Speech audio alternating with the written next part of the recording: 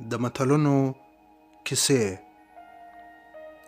له خپل وطنه ګل وطنه کتاب څخه.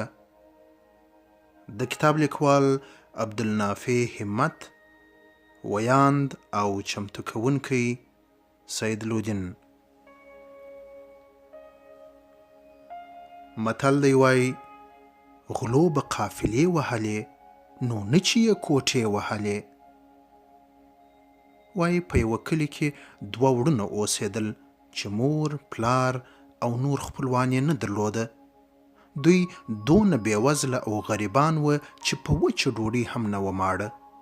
ان دا چې خپل کور یې هم نه درلود، یوازې یوه کوټه یې درلوده او دواړه به په دې کوټه کې اوسېدل. په دې وخت کې په شاوخوا کلو کې غلاوې شروع سوې. د کلي خلک وبېرېدل چې داسې نه وي د دوی په کلي کې هم غله لاس واچوي. د کلي خلکو تر سلام مشورو وروسته بېوزله وروڼو ته وویل چې تاسې مجرد یاست او کوم خاص کار هم نه لرئ.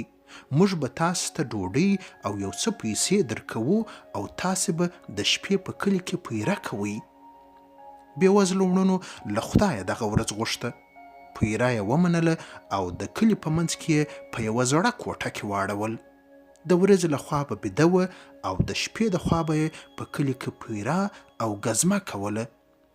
یوه شپه چې هوا ډېره سړه وه، دوی په کوټه کې اور بر کړ. په دې وخت کې یو اواز یې تر غوږ سو. یو ورور یې کرار د باندې وکتل، ګوري چې یو غل د دوی کوټه په کولنګ سوری کوي. دوی هم څه ورته ونه ویل او تر هغو یې انتظار وکړ چې غل کوټه سوری کړي. کله چې غله کوټه سوری کړه او کوټې ته یې سر ورننه ایستی، نو دواړو وروڼو په یوه سلا پر حمله کړه او غل یې تر غاړه کلک ونیوی. یوه ورور غل تر غاړه نیولی و او بل ورور یې سوټی ورته نیولی و.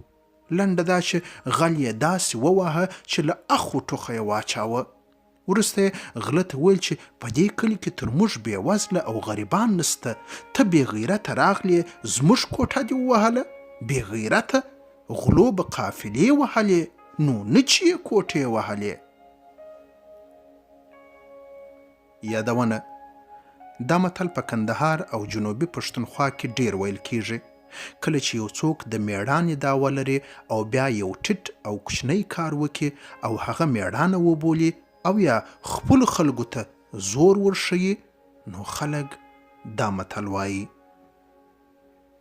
د کتاب لیکوال وایي چې دا کیسه مې په 1968 شمسي کال د پجپای یا مامدخیلو په کم کې له ښاغلي ګل اغا څخه اورېدلې ده.